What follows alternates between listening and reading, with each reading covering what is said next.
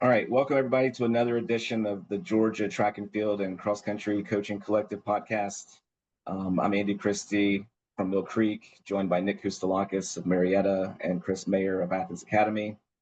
And we are excited to bring a new topic to you this summer. We'll have some other podcasts as well that we hope to release.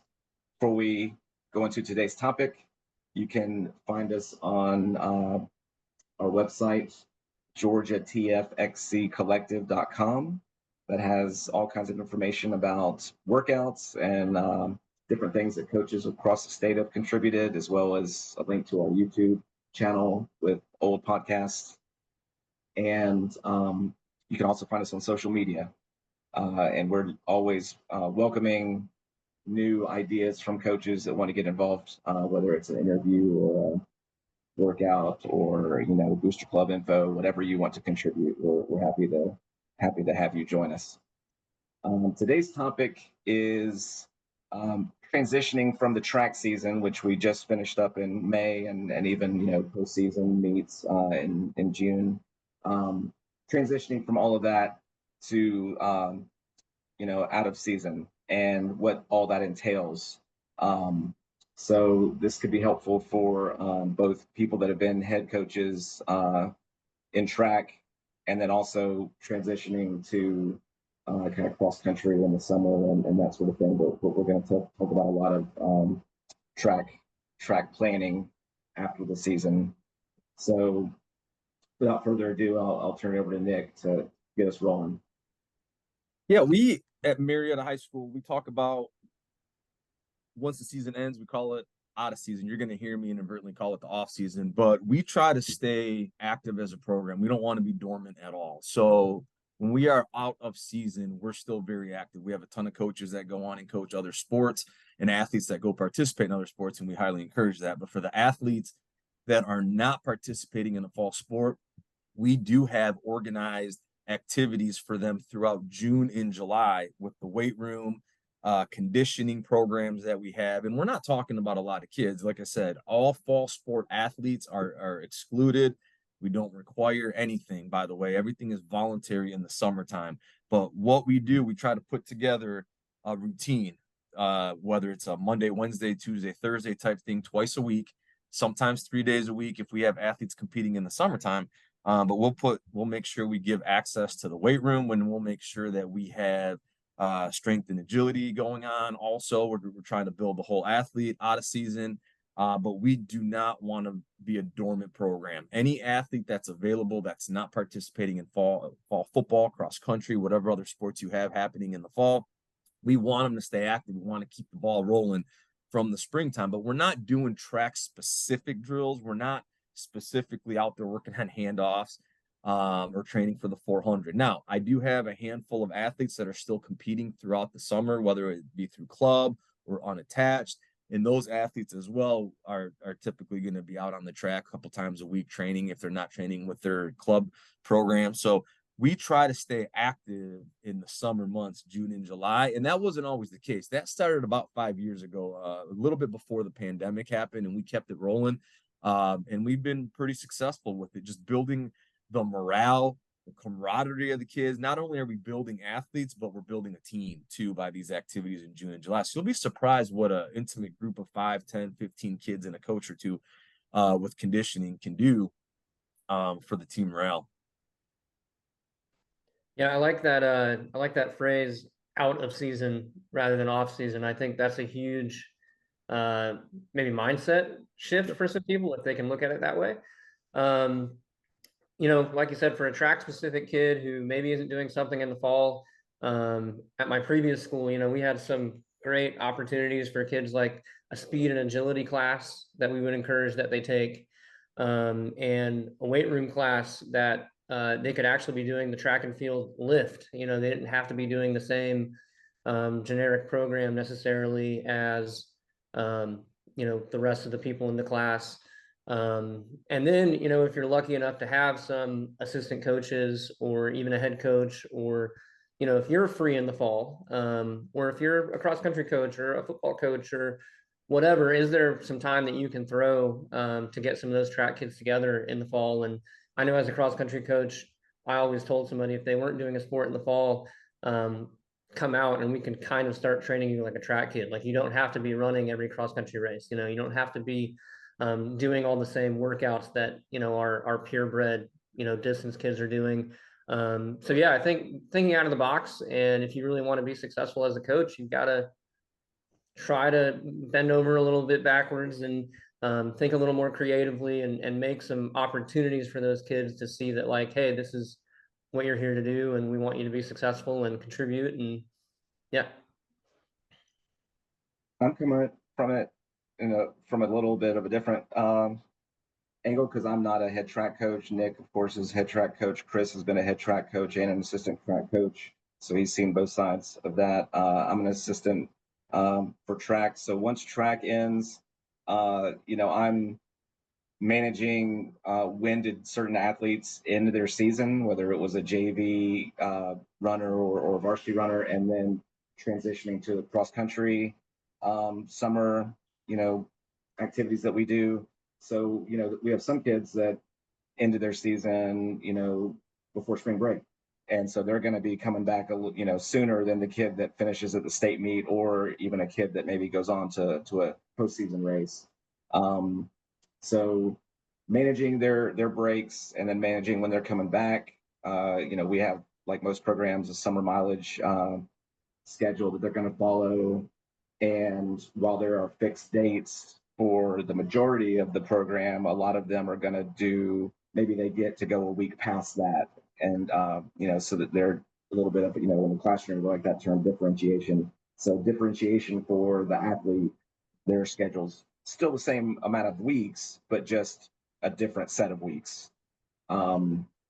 So, and like Nick said, we have, that's the cross country kid, but we have the kids that are, maybe in different event areas and track. They're moving on to maybe football, summer activities, or we have some kids doing club track meets. They go join their club teams, but they're doing something. We encourage them, like Nick said, to stay active, so they're not just dormant. Everybody knows if you stop in May and then you're like, all right, not going to do anything till next January, that's not going to obviously be a recipe for success. So everybody's involved in something. Right. And we and also I only really emphasize June and July, summertime, but and Chris, to your point, we make sure kids have access to the weight room throughout the school year, in season, out of season. And we're fortunate at Marietta, our athletic department and coaches, along with administration, collaborated, and we do have athletic weight training, and it's boys and girls mixed in. We have, each period we try to segment it by sport, but we do have a mix of athletes in the weight room throughout the year, every day. The majority of unless they have some type of unique schedule, some IB, AP requirements that won't allow them to be in there during a particular block. Every single athlete, every track athlete has weight training every single day during the school day, which is amazing. As a coach, to be in there with my kids for an hour and a half every day during the day, I call it practice number 1 of the day, leading up to practice number 2. So yeah, the weight room and staying active is foundational aspect of our program. It's big. It's very big. So off season, the emphasis isn't necessarily the track, but it's the training in the weight room and explosiveness and whatnot for our non-endurance athletes. The next aspect that I really focus on as a head coach, and this isn't something that I complete in the summertime, but I'll definitely start, is putting down on paper the schedule. We host in Marietta, not everybody hosts, but in Marietta we do host anywhere from 6 to 9 meets a year, including region and whatnot, a couple 2-day meets, your county meet. So with the GHSA pushing the start date back 3 weeks this year, that's going to change a little bit. That's going to change how we structure our season, how much time we have between between the county meet and your region meet, which is important to know. Where's your midwinter break? Where's your spring break fall in your season? So it's very important that as a host school, I get my dates down. Once I know that the dates are sound, I will then post them on MileSplit, so coaches can see our dates, and then from there you start garnering interest for people to enter your meets. But so it's important for me as a host school to get dates down on paper and on MileSplit, so people can see that, so I can get the word out that we're hosting on this date, and this date. It's very important that I start that process as early as possible. And then not only for the track purposes, but just for facility purposes with lacrosse and soccer. Everybody here, we're all landlocked here with space. We're all fighting for the same space. So we got to make sure we get our dates down as soon as possible. So I'm working on the schedule immediately. I'm not going to complete it by any means. It's a work in progress. In Cobb County, we all meet together in early September. We try to get a representative from each program in Cobb County, public and private, and then we do a massive Wednesday night, weeknight meet scheduling session there where we're all try to schedule with each other and knock out the schedule in early September locally. But the big invites we try to get on paper right away. Yeah, I think if you're a head track coach and you're not already starting to think about your schedule in May, when you're done and you're reflecting on, we'll probably harp more on this in a minute, but you're not reflecting on your past season. It's strategic, right? Where you want those key dates, knowing what stresses are also going on within your own individual school, like you said, spring break, or maybe a conference day, or, random school holidays, things like that play a huge role in, is a big Saturday meet going to be a good idea this weekend, or are we better off aiming for a Tuesday or a Thursday meet for everybody, not just JV kids? So yeah, we always tried to look at those maybe 3 or 4 for us at a smaller program, 3 or 4 big Saturday big hitter meets, very strategically where they fell in like the stress patterns of training and just school life. And then where are the filler meets that we need just to focus on an event or two, or maybe we load up on a weekday meet for some extra speed work, or even just it's a workout day. We're going to run 2 weekday meets this week in place of the workouts, stuff like that. So the schedule is strategy, right? Yep. Yeah. At Mill Creek, the idea that we kind of go with is the head coaches, of course, make the decision with where we're going to go, but they'll discuss it with the staff and kind of get input. And so they'll, ask me and other coaches what we thought about certain invitationals. There are we have some dual meets and tri meets that we kind of they're kind of tradition. And so some of those seem kind of fixed, but then the invitationals, sometimes we try new invitationals from year to year. Maybe like Chris said, school life is certainly something that plays a part, because like when is prom, when are certain things that a lot of kids are going to be involved in, and fingers crossed that that's not going to be sectionals or state weekend. That we could do a whole other podcast on coaches' experiences with that. Maybe a invitational that worked for us one year doesn't necessarily work for us with the group we have coming up the next year. So those are all things to think about. Then another thing I think we've mentioned maybe on a previous podcast, but when is a good time to do a relay meet versus the individual meets? Because, in a relay meet, you can kind of get the pressure taken off for a week of the spotlight just on the individual events. And so when do you need to do a relay meet? I know for some schools that tends to be the week before a county meet. Just depending on, the setup of your county meet. But yeah, just being strategic, talking about what do we like about this invitational, what other invitationals do we want to maybe try to go to. And the last thing I'll throw in is just that usually just involves, if there's somewhere else we want to try to go to, just find somebody that we know. Hey, what do you think about this meet? What's your opinion? We trust your judgment. You run a good program. What do you think about this meet? And just kind of comparing notes with other coaches. And sorry, I'll add one more thing. Outside of the invitationals, something that I think we're starting to see are these weekday meets that are getting really awesome with 3, 4, 5 schools. And as a head coach, don't be afraid to communicate with some of those other schools that you want to match up with, and talk to them about what races do you want to set up? What do you want to, you don't need to load up a full meet like it's going to be an invitational, and then we're going to load up the 800 a day. We're going to load up the 400 a day. What matchups do you want? Because you can make those weekday meets with some really, really awesome performances if you communicate with others and just get the right day, the right combo for everybody. Right. And the schedule itself, it lays the foundation for your future season coming up. So for me, you mentioned spring break, you mentioned prom. Both of you guys mentioned that type of the dances. So right now I'm getting text messages from school secretaries and admin who are planning the homecoming dates and the prom dates, and they're asking, hey, when's your region meet? Are we hosting this year? So it's important that if I have it on paper, I can try to navigate through and hopefully not have any type of crossover with prom or homecoming, which is just a nightmare for coaches and athletes. That's not fair. You have a big event coming up, but also homecoming and prom is so important to them. So when you get the schedule down early, you can possibly navigate through and avoid those types of landmines that you're going to be stepping on. And then the next point, you mentioned spring break. Like, I want to take a group to Arcadia again this year. We've been typically going every other year. So that leads me to my next point of budgeting. As a coach, I have to know how much is currently in my account, what I want to get done next year, what equipment I need to order, and how much is all that going to take. Do I have enough in the account currently? Did we fundraise last year? Do I need to now start planning fundraisers for 2025? And now would be the time to do it. If I know that I need X amount of uniforms or hurdles or starting blocks or whatever you may need, you're traveling.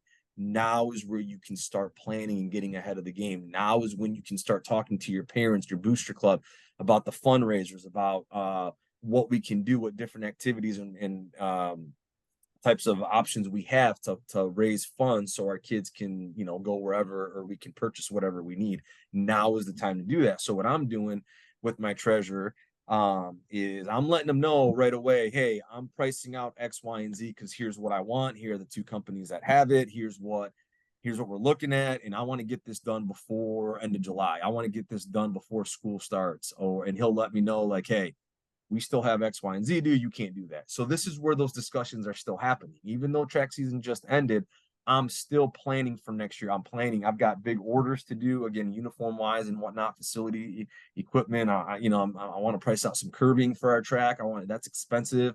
And it's a custom fit thing. So I got to do my research. I got to make sure I don't overspend, and I've got the money in the budget. And if I don't, how am I going to raise it? What fundraisers I'm going to be doing? So that is the next progression here in our out of season as a head coach. I'm looking at budgeting, equipment, facilities, that type of stuff. Yeah, for me, uniforms were always just the biggest thing. So we revamped the uniforms, when I took over as head coach some years ago at my last school, and it was literally like a 4-year rollout until we were able to, plan for getting everybody in that same uniform. So that first order, if you're out of school where that's going to be a challenge, you want to revamp some stuff. We had like a $7,000 first order of uniforms. Like, they're not cheap, right? If you're doing top to bottom for the whole team. So we had to roll it out as like, okay, well, how many kids need to be in this uniform for region?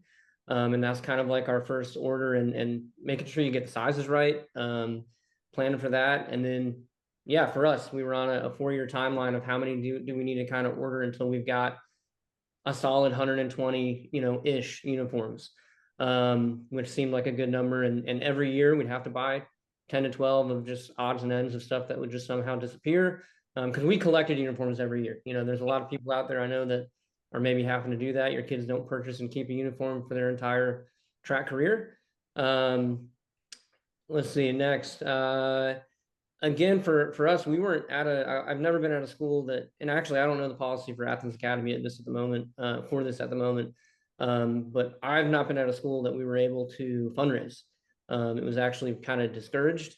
So we were on a fixed budget, and at the end of every year, you have to sit down with your athletic director if you're in that position, and you want to go to an Arcadia, talk about how you've got the kids, the firepower, what it's going to take.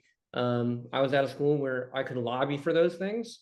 I could say, hey, I'm taking over and I really want us to have a fresh look and this to feel like my team. I want to do a $7,000 uniform order. What do we have to help kind of pad the budget this year? And again, I had the having conversations and letting my plan be known, and that I was passionate about how the team was going to look and feel and compete, and be connected to this and have big goals. And showing that and showing that I had a plan on how to roll that out, maybe your athletic director can find you, squeeze to find some extra funds. Maybe they create the opportunity for you to fundraise if that's previously been discouraged. I was able to lobby some parents over some years, and somebody wants to make a specific contribution. Something that sometimes if somebody writes a check, you don't know that it's going to go to the bucket, go into the bucket that it's supposed to go to. So if you've got a parent that's out there that wants to make a big contribution, make sure they know how to get it in writing that it goes to the right place.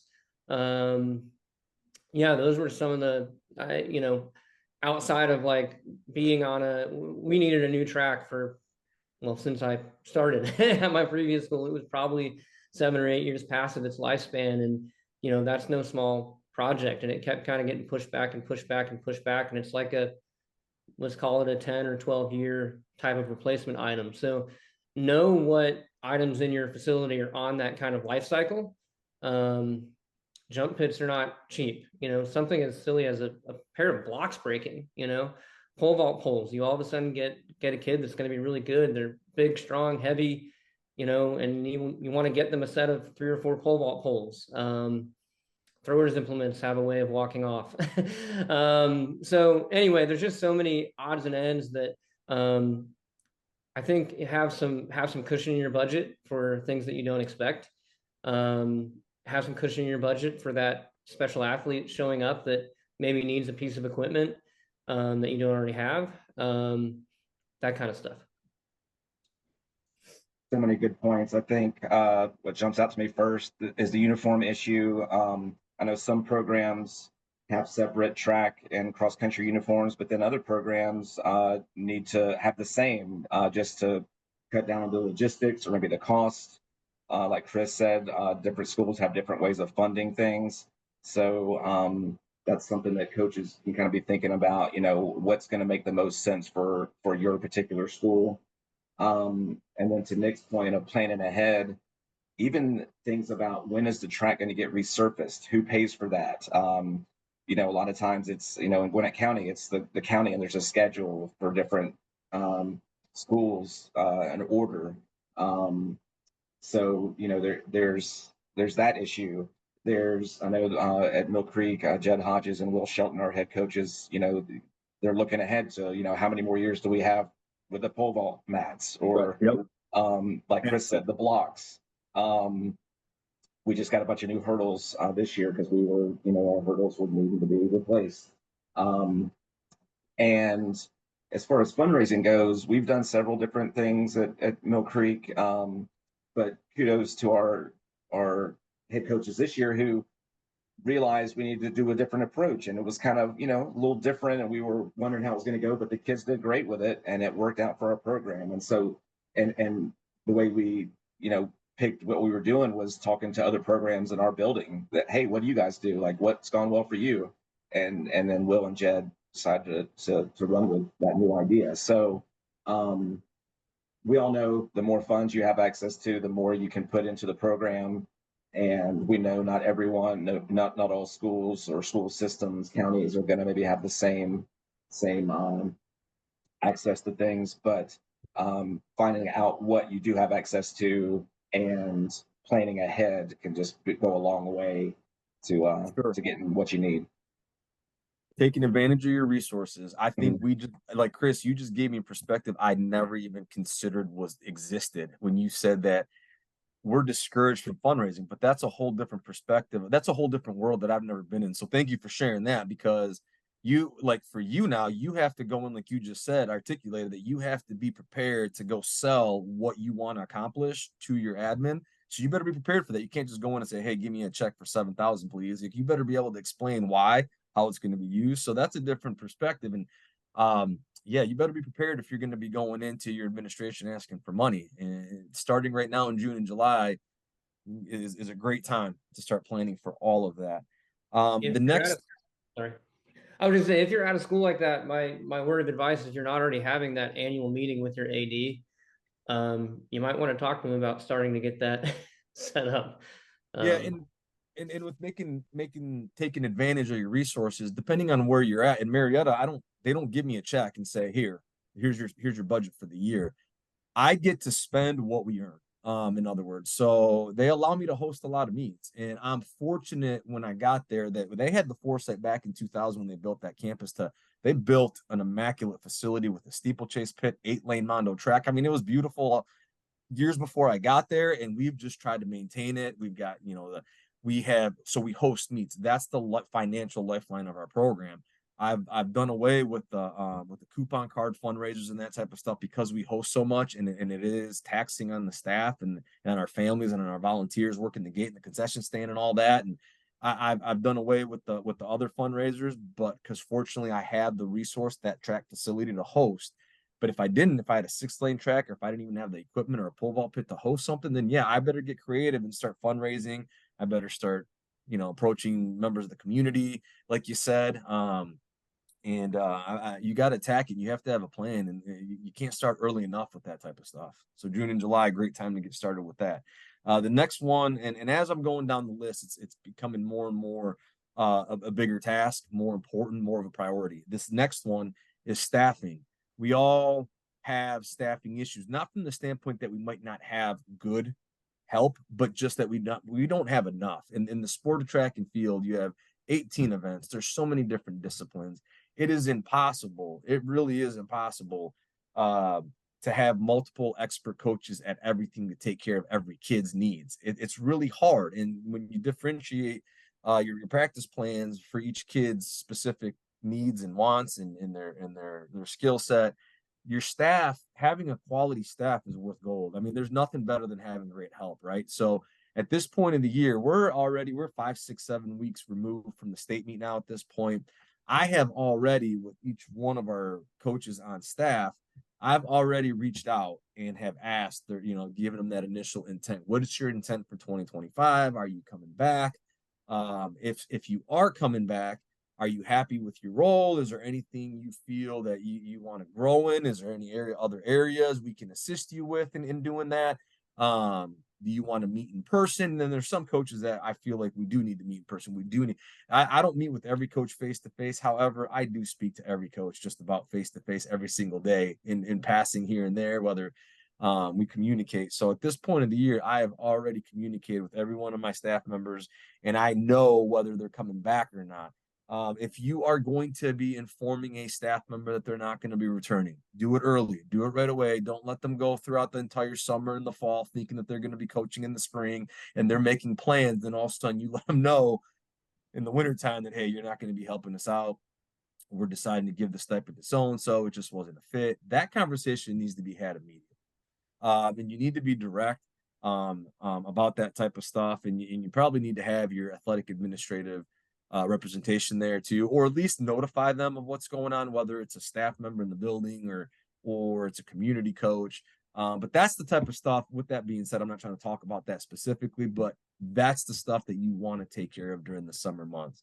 Or if they're out of command, and some people are like, I'm not touching track for June and July. I need to recharge. Okay, great.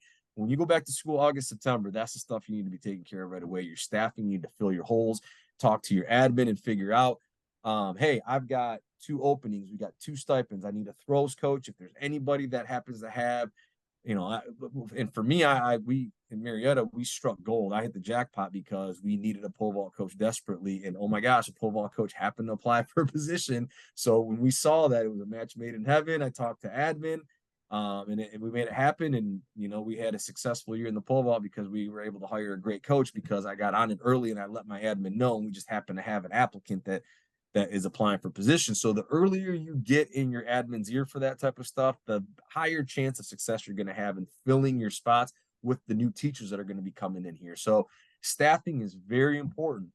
As early as possible, get started on that. Yeah, this was probably, I mean, and it probably should be every coach's biggest concern as a head coach, because, forget the resources, those are important, of course, but your greatest resource is your staff. As long as every kid has an adult that they feel is knowledgeable or they can connect with, that's going to show up for them, the better your program is going to be. I spent 6 years as a head track coach, and I think in those 6 years, I had one that we were, quote, fully staffed. So fully staffed for us was 6 varsity coaches.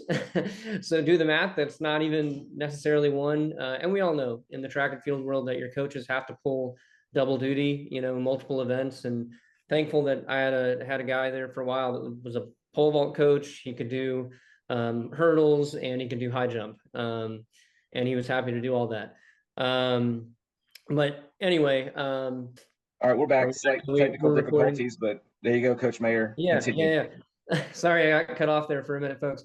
Yeah, so as I was saying, in 1 year of my 6 years as a head track coach, we were what you could call fully staffed, and for us that was 6 staff members. And we all know you have to pull double duty in some events, or even triple duty for some coaches. Well, for us that was 6 varsity coaches, but we also had to oversee our middle school program. So throw in the fact that we had 60 plus middle schoolers out there. We would also have we had 2 middle school coaches that we could dedicate to those roles. I think knowing your coach's strengths too. I think Nick mentioned new hires or people already within your community. I think it's awesome if they want to be involved and they're going to know the kids already, know the school culture. And if they are experts in an area, even better. But also, get the search started early for good community coaches and plug their resumes.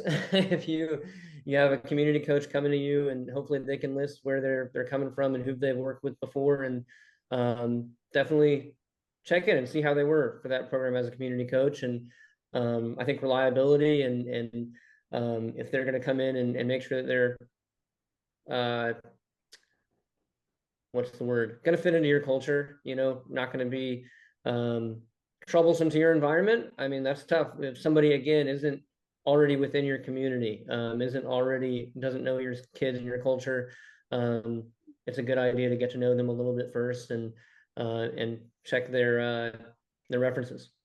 There's nothing more important than having all your entire staff on the same page in front of your parents, in front of your athletes. If you have one rogue coach who's doing their own thing, who's bashing the program, who's telling the kids that what they're doing is wrong, it should be done this way, that stuff undermines the program. And there's nothing worse. And I know as coaches, like, we need help, we want help. If you're not a throws or a jumps expert or a distance expert or hurdles, whatever, there's so many unique skill sets that you need knowledge to be able to pass it on to kid be successful. So you're willing to take on help, but when you got to be careful, you got to vet some of those people because their intentions to be there, sometimes they're immature and they're worse than the kids. And you're watching, you got to watch your staff and the kids, and that's not an ideal situation. You want to make sure the help is right and the cultural fit is correct for your program, and they're repeating everything that you're repeating. It's important. And if they're not, you have to deal with it immediately, but behind closed doors, not in front of the kids, in front of parents. But you got to deal with that stuff immediately, because if you're getting undermined by coaches, you're going to start noticing that your workouts aren't working as well because the kids don't believe it, because they're being told by another trusted adult that what you're doing isn't working. So it's so important that you get the right fit also with staffing. It's the most important part, that you get the right fit. A bad coach is 10 times worse than no coach. So I would make sure that that cultural fit is there. And Chris, I'll build on to something else you said, which is, it does not have to be an expert that walks in your building is like, hey, I'm getting hired and I know triple jump. That's awesome. Like Nick mentioned, he had, hit the pole vault lottery, and that is awesome when that happens. But I've been pleasantly surprised the number of coaches that I've met over the years who, when I asked them, oh, you must have, done high jump in high school. Oh, no, not at all. I was a football coach who was told, hey, guess what? You're coaching high jump. And then 20 years later, they're a great high jump coach because of their years of experience, but they didn't come from that background. All you need is somebody that's passionate about coaching, that loves working with the kids and is willing to learn. And if you, as the head coach, can, provide them with a foundation of, here's some workouts, some starting workouts, then that can be enough. It's just finding that person in your building that is willing to, put in the time and be filling that spot. You have to coach your coaches and you have to give them every resource to improve. You're not going to have, like you said, we have a ton of coaches that have never participated in the sport when they were kids, but they learned it because they've got a passion for working with kids, and that is so important. And the kids see that, and it benefits the kids when they see that an adult who cares about them is putting time and effort into them. So you have to put a time and effort into your coaches as well, so they can be successful. And the more success that your coaches have, they build confidence, they enjoy the experience, they come back the next year. That's the whole point. This continuity. So my next point, and this is the most important aspect of what, as a head coach, what I'm looking at out of season. The most important aspect, and it's why we balance the budget. It's why we put a schedule down on paper. It's why I've got staffing on the forefront of my mind. Is I'm working on training plans. I am working on training plans now, and I'm putting it on paper for certain athletes. I know my rising juniors and seniors, what their strengths and weaknesses are. I work primarily in my program, and this doesn't apply to everybody, but I work with the sprints and the relays, and I also coach the high jump. So I've got a lot of different disciplines on my plate. Now I got to be prepared for it because I got multiple athletes working at the same time. And if I'm not prepared, I don't have all my ducks in a row, those kids are going to be a mess. They're not going to accomplish anything, and they're not going to enjoy their experience, and you're going to lose your team quick if you're not organized. So number one, there will be a plan. Now we're going to adjust that plan, but that plan is going to get put on paper now in June and July as I'm feeding through the schedule. And like you said, the schedule has its purpose. Each meet has its own specific theme to it, but the training around those meets is so important. If you don't put thought into that, you can injure an athlete, or you just undertrain them, and they're not going to be successful, and they're not going to get what they want out of it.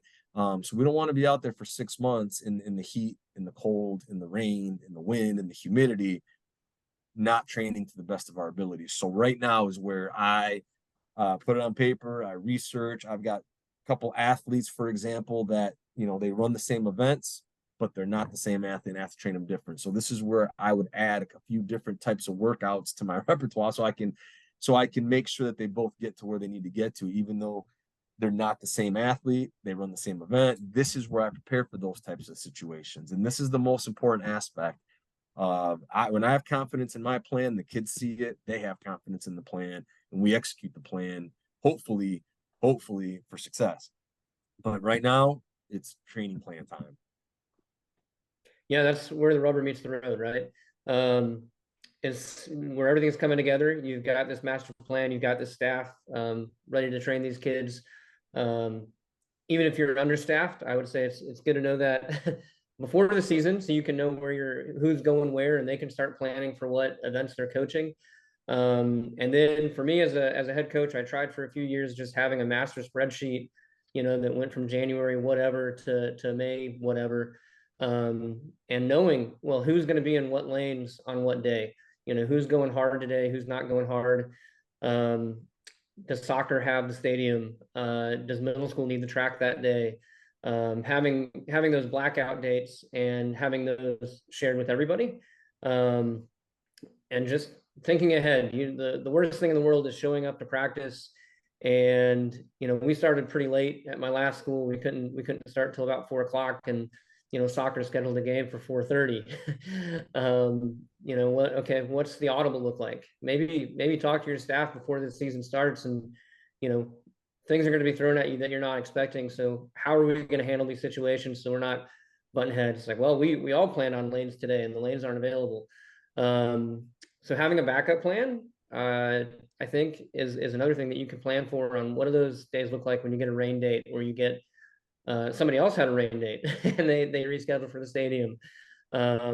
Whatever, things like that. Think about what are some of the headaches and surprises that you've dealt with in the past, and how are you going to address them for the next season? Yeah, I think, well, number one, for example, next year, the later start date for track, end of January, that's something that people need to already be thinking about in terms of how we're going to handle that when the state meet is still the same weekend, but spring break's a little different, in terms of where it falls, but we're the winter sport deadline's a little different. So that's something that coaches need to be planning on. For me, because that factors into how are we going to do the workouts? How are we going to, if we're seeing kids 3 weeks later than we normally do, yeah, there might be some conditioning that happens before that, but how is that going to impact my training plan for the season? Something else that I, as a distance coach, have to think about is if there have been years where I had another person helping me with distance, kind of an assistant to the assistant regional manager kind of thing. But I would ask the person helping me about workouts that we did. What went well? What do you think we need to improve on? What do we need to change? In years like this year where I was solo with distance, and just any other year, I got this from some clinic I went to. I'd send a Google survey to the kids, like, what workouts did you like? What workouts made you feel like you were stronger or that prepared you? Which workouts did you not like? Now, yes, you're going to have to take it with a grain of salt, because some kids would be like, I didn't like any intervals. Well, sorry, you're a distance runner. There's going to be intervals at some point in your life as a distance runner. But there are some times where their feedback has really helped me to shape what I might be doing. Maybe it's the extra stuff like the drills or the core, the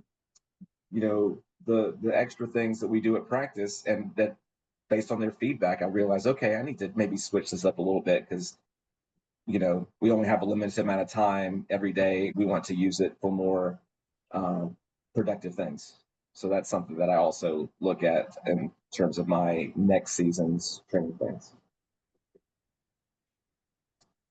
All right. Well, I think that wraps up this episode of the podcast. I want to thank Nick and Chris for their insights. You can find us again on our website. You can find us on social media. And we hope to have some more podcast content for you coming up this summer. So stay tuned for that. And feel free to reach out to any one of us. You can find our email addresses on the website. We'd love to hear from you. Whether, we'd love to have constructive criticism, suggestions, any way that we can make this collective a more productive, place for coaches from all areas of the state. That's what we're in this for. That's what we want. So we welcome any feedback you can give us. Yep. So thank you. We'll see you next time.